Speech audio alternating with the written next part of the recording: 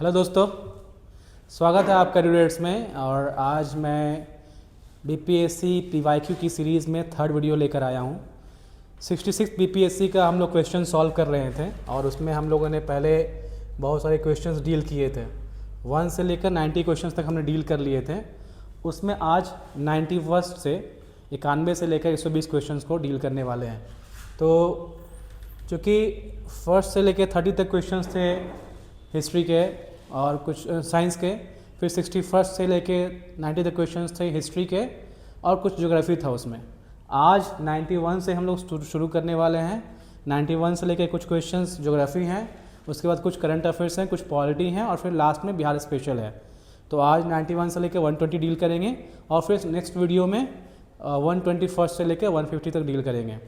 तो धीरे धीरे हम इसलिए वीडियो धीरे धीरे लेके चल रहे हैं, सीरीज़ में लेके चल रहे हैं, पार्ट्स में लेके चल रहे हैं, ताकि आपको बेटर अंडरस्टैंडिंग हो सके कि क्वेश्चंस का पैटर्न क्या होता है, क्वेश्चंस किस तरह के पूछे जाते हैं, क्वेश्चंस का सोर्स क्या हो सकता है, क्वेश्चंस का लेवल क्या होता है। ये सब समझ में आना ज़रूरी है, तभी आप 72nd बीपीएससी को अच्छे से अटेम्प्ट कर पाएंगे। तो चलते हैं आज का पहला क्वेश्चन। आज का जो पहला क्वेश्चन है that is about that's geography का है और इससे पहला क्वेश्चन है अटल टनल के बारे में। Atal tunnel is across which one of the following Himalayan ranges. कह रहा है कि अटल टनल जो कि 2019-20 के आसपास उसका उद्घाटन हुआ था, वो कह रहा है कि किस हिमालयन रेंजेस के बीच में वो है। तो ऑप्शन है जस्कर, वेस्टर्न पीर पंजाल, लद्दाख, ईस्टर्न पीर पंजाल। तो इसको एलिमिनेट कर सकते हैं आसानी से आप। जस्कर थोड़ा हायर रेंज हो गया, लद्दाख भी थोड़ा हायर रेंज है, Pir Panjal might be the options, but उसमें ईस्टर्न होगा कि वेस्टर्न होगा ये कन्फ्यूजन हो सकता है। चूँकि जो अटल टनल है वो आपका ईस्टर्न साइड में है, इसलिए इसका ऑप्शन ईस्टर्न पीर पंजाल होगा। तो आपका सही उत्तर हो जाएगा eastern Pir Panjal Himalayan ranges. बात करते हैं नेक्स्ट क्वेश्चन की। Question number 92, which one of the following states is a leading producer of solar energy in India. अब देखिए ये क्वेश्चन जो है, ये क्वेश्चन उस समय का जो इसका उत्तर होगा वो उस समय कुछ और था, अभी कुछ और होगा। क्योंकि उस समय सोलर एनर्जी में जो नंबर 1 था वो कर्नाटका था, लेकिन आज की डेट में नंबर 1 है राजस्थान, नंबर 2 पे है गुजरात, नंबर 3 पे है महाराष्ट्र, आज नंबर 4 पे है कर्नाटका। तो बहुत डिफरेंस हो गया जाता है। उस समय 2019-20 के आसपास नंबर 1 कर्नाटका था, अभी जो है वो आपका राजस्थान है, सेकंड में गुजरात है, थर्ड में महाराष्ट्र है और फोर्थ में कर्नाटका है। तो डिफरेंस हो जाता है। तो चूँकि ये करंट अफेयर्स का क्वेश्चन है इसलिए इसको बहुत ज़्यादा आप तवज्जो नहीं देंगे। अभी का जो रैंकिंग है उसको आप याद रख सकते हैं। फर्स्ट में राजस्थान, सेकंड में गुजरात, थर्ड में महाराष्ट्र और फोर्थ में कर्नाटका। ठीक है, नेक्स्ट क्वेश्चन को देखते हैं। Question number 94। क्वेश्चन नंबर 94 कहता है among the following pairs which one of among the following pairs of mineral and district which one is correctly match. इसमें कौन एक सही है। तो ऑब्वियसली बात है कि 3 गलत होगा, एक सही होगा। तो चलते हैं ऊपर से। लाइमस्टोन, कैमूर, चूना पत्थर, हाँ कैमूर रोहतास वही बेल्ट है उसका, कैमूर रोहतास में चूना पत्थर पाया जाता है। सेकंड माइका, ये गलत है। माइका यानी कि अभ्रक पाया जाता है नवादा बेल्ट में, गया बेल्ट में, ये गलत हो जाएगा। क्वार्ट्जाइट, ये भी गलत हो जाएगा बिकॉज ये मधुबनी बेल्ट में नहीं पाया जाता, ये पाया जाता है भागलपुर बेल्ट में, ये भी गलत हो जाएगा। लेड जिंक गया में नहीं पाया जाता। तो इस हिसाब से सही उत्तर आपका होगा 94 का ए लाइमस्टोन कैमूर, ये सही मैच है। बढ़ते हैं नेक्स्ट क्वेश्चन की तरफ। पहले इसका हिंदी देख लेते हैं 90 से, चूँकि 90 तक मैं 91 से, चूँकि 90 तक मैंने करा दिया था पिछले वीडियो में, तो 91 से इसका हिंदी देख लेता हूँ, बता देता हूँ कुछ इसका हिंदी में आपको। निम्न हिमालय पर्वत श्रेणियों में से किस पर्वत श्रेणी को अटल टनल पर पार करती है। तो ये पूर्वी पीर पंजाल हो जाएगा। निम्न राज्यों में से कौन सा राज्य भारत में सर्वाधिक सौर ऊर्जा का उत्पादक है। उस समय कर्नाटका था, अभी जो है ये राजस्थान हो जाएगा। खनिज और जिले के निम्न जोड़ों में से कौन सा जोड़ा सही है। लाइमस्टोन, कैमूर, रोहतास, ये सही जोड़ा हो जाएगा। बढ़ते हैं नेक्स्ट क्वेश्चन की तरफ। Question number 95। क्वेश्चन नंबर 95 क्या कहता है। क्वेश्चन नंबर 95 कहता है that which one of the following pairs of industry and place is not correctly matched. इसमें से कौन गलत मैच किया हुआ है? तो 1 बाय 1 सॉल्व करते हैं। ऑयल रिफाइनरी, बरौनी, तो तेल का कारखाना तो बरौनी में है ही, ये करेक्ट हो जाएगा। ऑयल रिफाइनरी बरौनी सही है। सीमेंट, बंजारी, बंजारी कहाँ है? बंजारी है रोहतास में। तो रोहतास में जानते हैं कि डालमिया नगर और डालमिया का सीमेंट का फैक्ट्री है वहाँ पे, तो ये सही हो जाएगा। फर्टिलाइज़र, फर्टिलाइज़र भी बरौनी में है। एक्चुअली बरौनी है, बरौनी भरौही नहीं है, तो it is incorrect in the spelling, ये बरौनी है। तो बरौनी में फर्टिलाइज़र फैक्ट्री भी है, हाँ है। तो ये तीनों करेक्ट है, तो ऑप्शन डी जो है वो इनकरेक्ट हो जाएगा। वैगन एंड इंजीनियरिंग, जो रेलवे का चक्का होता है वो कहाँ बनता है? वो बनता है मधेपुरा में, ना कि भागलपुर में। इसका सही मैच मधेपुरा होना चाहिए था, भागलपुर नहीं। तो ये इसलिए गलत हो जाएगा, इसलिए यही आंसर होगा option number D. Next question देखते हैं। Among the following pairs of tribe and district which one is not correctly match. इसमें करेक्टली मैच कौन नहीं, ये पूछ रहा है। तो 1 बाय 1 सॉल्व करते हैं। संथाल बांका में पाया जाता है, हाँ पाया जाता है।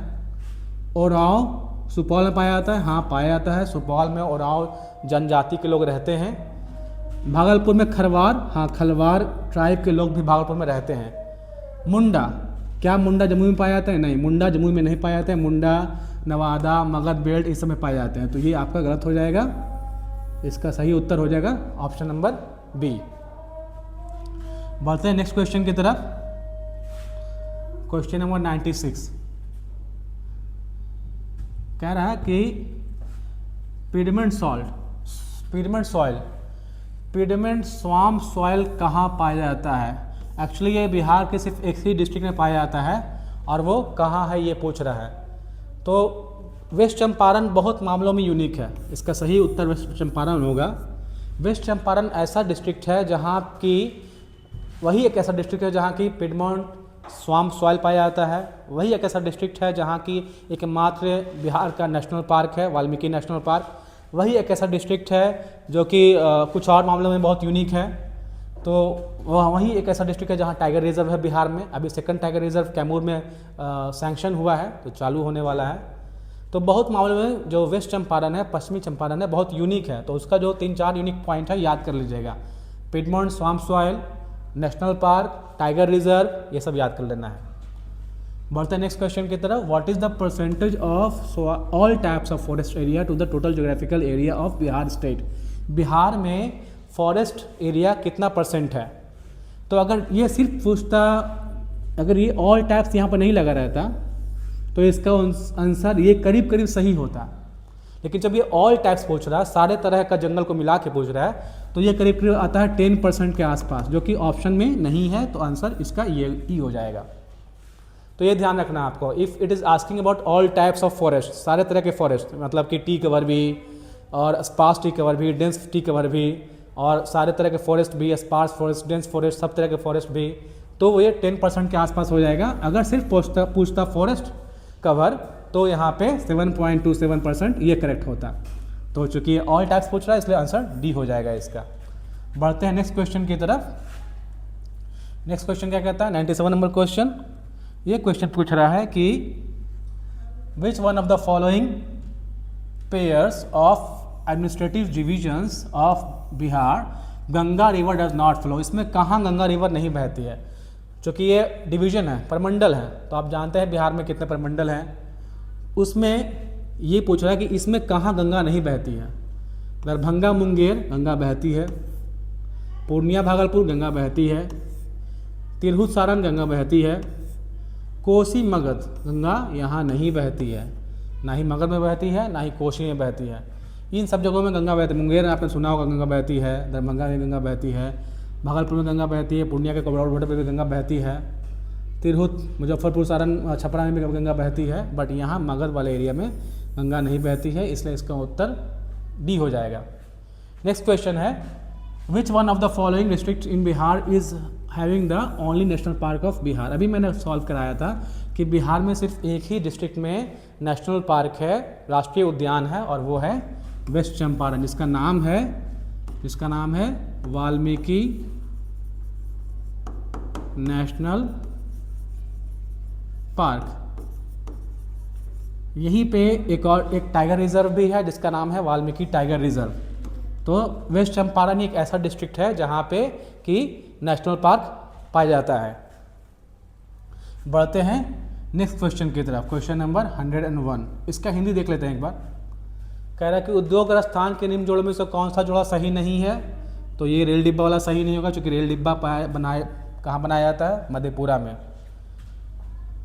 जनजाति और जिले के निम्न जोड़ों में से कौन सा जोड़ा सही नहीं है। संथाल सही है, उरांव सही है, खरवार सही है, मुंडा सही नहीं है। मुंडा जनरली जो है गया में पाया जाता है और नवादा में पाया जाता है। बिहार के निम्न जिलों में से पिडमोंट स्वैम्प मिट्टी कहाँ पाई जाती है। पिडमोंट स्वैम्प पाई जाती है पश्चिमी चंपारण में। बिहार राज्य के कुल भौगोलिक क्षेत्र की तुलना में समस्त वन क्षेत्र कितना है, 10% करीब करीब है। तो इसका आंसर ई हो जाएगा। बिहार के निम्न प्रशासनिक विभागीय जोड़ों में से किस जोड़ों से गंगा नदी नहीं बहती है। कोसी मगध से गंगा नहीं बहती है। किस जिले में बिहार का एकमात्र राष्ट्रीय उद्यान स्थित है। पश्चिमी चंपारण में बिहार का एकमात्र राष्ट्रीय उद्यान स्थित है। बढ़ते हैं क्वेश्चन नंबर 11 की तरफ। क्वेश्चन नंबर 11 क्या कहता है। क्वेश्चन नंबर 11 कहता है कि who won the bid to construct the new parliament building recently parliament की नई बिल्डिंग का उद्घाटन हुआ था।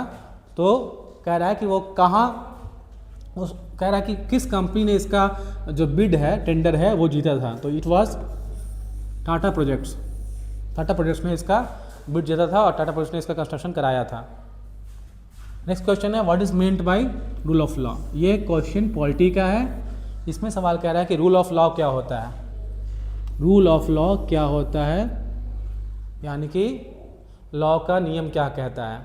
तो इसका सिंपल लॉजिक है, one act for all and one judiciary for all. एक तरह का नियम, एक तरह का कानून सबके लिए, एक जुडिशरी, एक विधायक, एक न्यायपालिका सबके लिए। ये इसका सही उत्तर हो जाएगा। बाकी सारे कोई जो ऑप्शंस है वो इतना फिट नहीं जितना ये फिट है। ये मोस्ट अप्रोप्रिएट रहेगा। One act for all and one state for all नहीं होगा, बिकॉज ये उतना फिट नहीं बैठता है। One state for all and one judiciary for all, ये स्टेट की बात कर रहा है। We have to talk about act. All acts for one, सभी सारे कानून एक आदमी के लिए, ये भी नहीं सही है। And one judiciary for all, ये सही था, बट ये चूँकि ये ऑप्शन गलत है तो ये भी गलत हो जाएगा। तो ये फिट बैठता है वन एक्ट फॉर ऑल, एक कानून सबके लिए, and one judiciary for all, एक न्यायपालिका सबके लिए। बढ़ते हैं नेक्स्ट क्वेश्चन की तरफ, क्वेश्चन नंबर 102। इजी क्वेश्चन है, ये बहुत इजी है। कह रहा है कि which article is the Indian constitution, which article in the Indian constitution is related with the establishment of the election commission of India. ECI, election commission of India, किस article में रिलेवेंट है, किस article में इसका mention किया हुआ है, किस आर्टिकल में कहता है that there should be an election commission of India which, जिसका काम क्या होगा, जिसका काम होगा इलेक्शन कराना। बेसिकली किसका इलेक्शन कराना होता है, पहले तो प्रेसिडेंट का, वाइस प्रेसिडेंट का, और फिर मेंबर ऑफ पार्लियामेंट्स का, देन MLA का भी इलेक्शन कराना होता है। जो है मेंशन है वो आर्टिकल 324 में इसका मेंशन किया हुआ है। आर्टिकल 324 के हिसाब से there should be an election commission of India, एक बॉडी होनी चाहिए। तो इसका उत्तर ये हो जाएगा। नेक्स्ट क्वेश्चन है who is the head of the national commission for women. National commission for women के हेड कौन है। इसके हेड उस समय रेखा शर्मा थी। तो ये ओल्ड क्वेश्चन हो गया। नेक्स्ट क्वेश्चन क्या है, नेक्स्ट क्वेश्चन कहता है, ये तो कर लिया हमने। 105 देखते हैं क्या कह रहा है। 105 कह रहा है that which article gives the list of 29 functions to be performed by the panchayati raj institutions. Panchayati raj institution कौन कौन से काम कर सकती है, 29 कार्यों का वर्णन ये आर्टिकल 243G में दिया हुआ है। 243 में कहा गया है कि पंचायती राज क्या क्या काम कर सकती है, जैसे कि पंचायती राज संस्था जो है वो टैक्स वसूल सकती है, अपने गांव के सड़कों पर से वो टैक्स डिटरमाइन कर सकती है कुछ चीज़ों को। तो वो सब सारे कार्य कहाँ दिए हुए हैं, वो सब सारे कार्य आर्टिकल 243G में दिए होते हैं। इसका आंसर ये हो जाएगा। बढ़ते हैं नेक्स्ट क्वेश्चन की तरफ। ये उसी का सारा का हिंदी है कि हाल ही में संसद की नई इमारत के निर्माण की बोली किसने जीत लिया है। तो टाटा प्रोजेक्ट्स ने। विधि का नियम का मतलब क्या है, सभी के लिए एक कानून और सभी के लिए एक न्यायतंत्र। भारत के संविधान का वर्णन किसमें है, अनुच्छेद 324 में। भारत में राष्ट्रीय महिला आयोग के अध्यक्ष कौन है, उस समय रेखा शर्मा थी। पंचायती राज संस्थाओं को 29 कार्यों की सूची किस अनुच्छेद के तहत दी गई है, आर्टिकल 243G के तहत। नेक्स्ट क्वेश्चन है क्वेश्चन नंबर 106 क्या कहता है? 106 कहता है कि when was the Citizenship Amendment Act passed? CAA बहुत न्यूज़ में था। CAA 2019 बहुत न्यूज़ में था। इसके चलते बहुत सारे एरिया फेमस हो गए। शाहीन बाग दिल्ली का फेमस हो गया, अलीगढ़ मुस्लिम यूनिवर्सिटी, जामिया मुस्लिम यूनिवर्सिटी, ये सब बहुत ज़्यादा न्यूज़ में रहा था बिकॉज यहाँ पे इस अमेंडमेंट के खिलाफ बहुत प्रोटेस्ट हुए थे। तो ये पास कब हुआ था? ये पास हुआ था 11 दिसंबर 2019 पार्लियामेंट में, संसद में इसे 11 दिसंबर 2019 को पास किया गया था। उसके बाद इसमें इसके बारे में प्रोटेस्ट चलता है। क्या है ये सब जानते हैं। बेसिकली जो हमारे पड़ोसी देश है वहाँ से आए गए गैर मुस्लिम, मतलब मुस्लिम को छोड़कर जितने भी और 6 धर्म हैं उनके शरणार्थियों के यहाँ लेने की बात की गई थी। कही गई थी कि उनको यहाँ का सिटीज़न बनाया जाएगा ऑन सम सर्टेन ग्राउंड्स। कुछ उसमें क्राइटेरिया भी है, ऐसा नहीं कि एकदम ऐसे बना लिया जाएगा। तो अगेन वो एक अलग टॉपिक है, एक लंबा विषय है। बढ़ते हैं नेक्स्ट क्वेश्चन की तरफ। विच कंपनी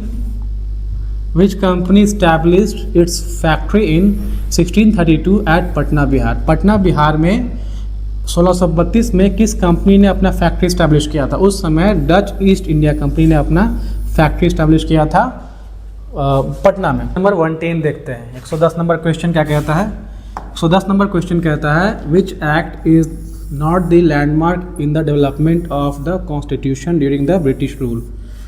ब्रिटिश रूल के दौरान कौन सा एक्ट इसमें से जो था वो एक लैंडमार्क एक्ट नहीं था। पहले बात तो कि ब्रिटिश रूल को लागू करने में, ब्रिटिश कॉन्स्टिट्यूशन को लागू करने में बहुत सारे जो रूल्स पहले आए थे उन सब का एक रोल था। जैसे रेगुलेटिंग एक्ट, ये एक बैकग्राउंड की तरह काम करता है कॉन्स्टिट्यूशन का।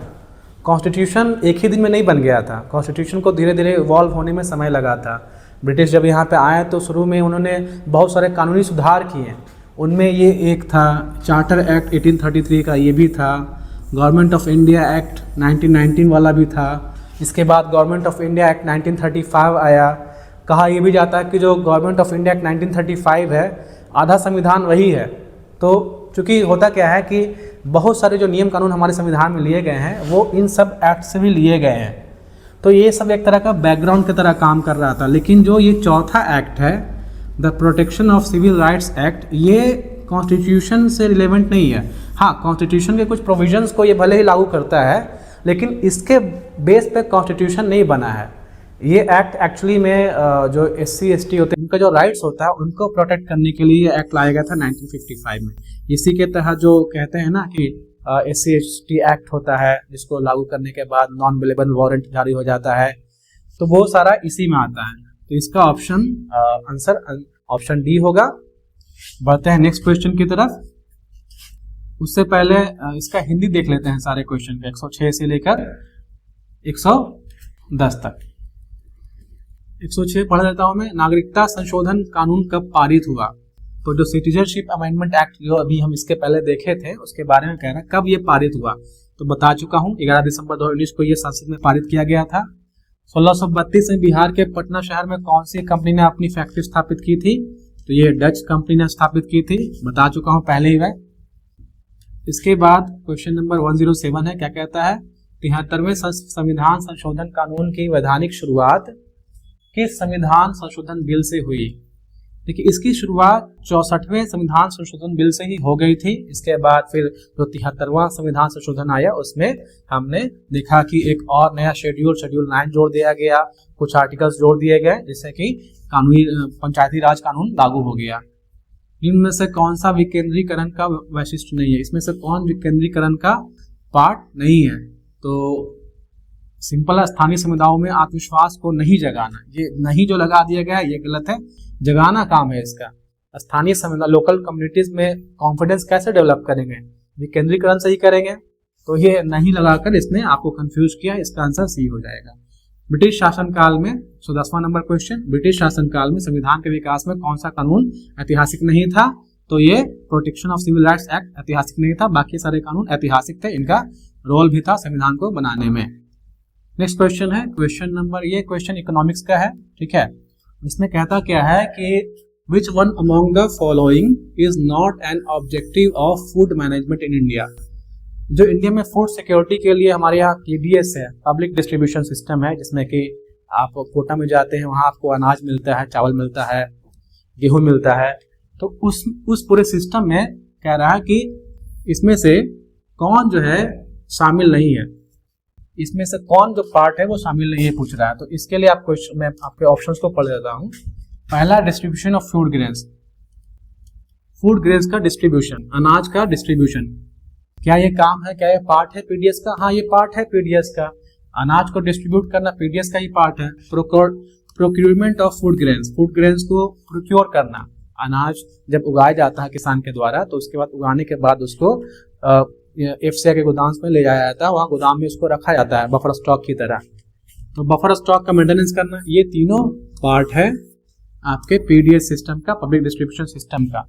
जन वितरण प्रणाली कहते हैं इसको हिंदी में। तो ये फूड सिक्योरिटी का पार्ट है। अगर भारत में आप कोई भी सरकार चाहती है कि खाने की कमी किसी के पास ना हो, तो इसके लिए ये चीज जो है, ये फूड मैनेजमेंट का पार्ट फॉलो करना होगा। क्या नहीं करना होगा? एक्सपोर्ट ऑफ फूड ग्रेन्स नहीं करना होगा। एक्सपोर्ट हम कर देंगे सारे फूड ग्रेन्स को, अनाजों को, तो फिर हमारे यहाँ फूड सिक्योरिटी कैसे रहेगी? हमारे अपने को खाने की कमी हो जाएगी और हम बाहर एक्सपोर्ट करेंगे। तो ये चीज जो है लॉजिकल नहीं है, इसलिए इसका आंसर ऑप्शन डी हो जाएगा। हम लोग प्रीवियस ईयर क्वेश्चन क्यों कर रहे हैं? हम लोग प्रीवियस ईयर क्वेश्चन इसलिए कर रहे हैं ताकि हमें समझ में आए कि क्वेश्चंस का लेवल क्या होता है, क्वेश्चंस किस पैटर्न पे पूछे जाते हैं। क्वेश्चंस फैक्चुअल ज्यादा होता है, कॉन्सेप्चुअल ज्यादा होता है, कैसा होता है क्वेश्चंस, इसको समझने के लिए हम लोग पीवाईक्यू कर रहे हैं। कुछ क्वेश्चंस यहाँ पे इकोनॉमिक्स के हैं, कुछ और क्वेश्चंस हम देख लेते हैं। Which of the following agencies releases the index of industrial production to measure industrial performance in India? तो इंडस्ट्रियल प्रोडक्शन के लिए एक इंडेक्स होता है जिसका नाम है आईआईपी,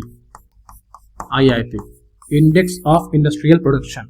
इंडस्ट्रीज में, फैक्ट्रियों में जो प्रोडक्शन हो रही है उसको नापने के लिए एक इंडेक्स तैयार किया गया है। इसको लागू कौन करता है? इसको लागू करता है सीएसओ, सेंट्रल स्टैटिस्टिकल ऑफिस। और ये जो ऑफिस है ये मॉस्पी के अंतर्गत आती है। मॉस्पी यानी कि ministry of statistics and programme implementation.